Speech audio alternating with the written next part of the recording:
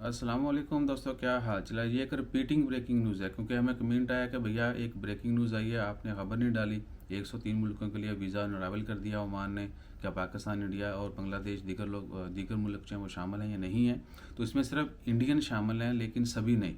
उनके लिए भी मखसूस कवानीन है, वो आपको बताते हैं आगे चल के। सीन ये है कि ये रिपीटिंग न्यूज़ है। आज 12 मार्च 2023 और इतवार का दिन है। 2 साल कबल ये खबर आई थी कि ओमान ने 103 मुल्कों के शहरियों के लिए जो है वीज़ा ऑन अराइवल कर दिया, जिसको खादी पीती लैंग्वेज में कहते हैं कि वीज़ा फ्री एंट्री।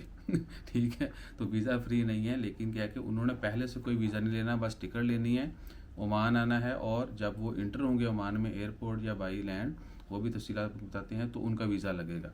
ठीक है जी। और ये भी कि 14 दिन का वीज़ा होगा और इसकी एक्सटेंशन जो है वो भी हो सकती है, लेकिन सर्टन केसेस में।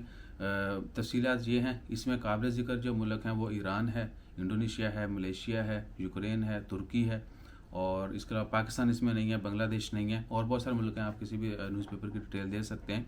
बहरहाल इंडियंस के लिए जो है ना, एक इसमें क्लैरिटी है कि इंडिया के लोग, सभी लोग जो है वीज़ा ऑन अराइवल नहीं ले सकते। अगर आप टूरिस्ट हैं, ओमान आना चाहते हैं, 14 दिन स्टे करना चाहते हैं या कम करना चाहते हैं, तो क्या है कि आप, अगर आपके पास है जी यूके का वैलिड वीज़ा है, कनाडा का है, उसके बाद यूके का है, या शेंजन किसी भी कंट्री का आपके पास वैलिड वीज़ा है, या जापान का है, और इसके अलावा जीसीसी गल्फ़ ममालिक में किसी भी, ओमान के अलावा बाकी जो जीसीसी मुल्क हैं उनका रेजिडेंट परमिट है, यानी आप वहाँ पर परमानेंट ये वर्क परमिट हैं, वर्क परमिट होल्डर हैं, और मखसूस वीज़ा, जिस तरह इंजीनियर, डॉक्टर, प्रोफेशनल कैटेगरी के जितने भी लोग हैं और उनका वीज़ा वैलिड है, वो ओमान में आ सकते हैं visa on arrival. Indian national की ये बात हो रही है। ठीक है जी।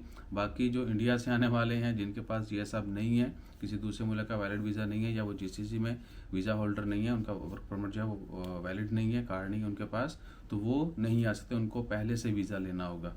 और उसके बाद क्या है कि उसके बाद क्या है, उसके बाद कुछ नहीं है भैया। उसके बाद फ़ीस के मतलब है, फ़ीस जो है ना वीज़ा की, वो लेटेस्ट इन्फॉर्मेशन चेक करना पड़ेगी। वो आरएफपी की वेबसाइट पे आप भी चेक कर सकते हैं, हम भी अगली वीडियो में जो है वो चेक करके बता देंगे।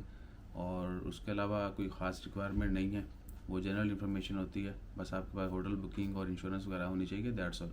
वो जो ट्रैवलर्स हैं, टूरिस्ट हैं, उनके पास हमेशा ही होती है। ठीक है जी। और क्या है, और तो भैया फ़िलहाल इसमें कुछ नहीं है। जैसे कोई मज़ीद अपडेट आती है वो भी शेयर करते हैं। जज़ाकल्लाह, अल्लाह हाफ़िज़।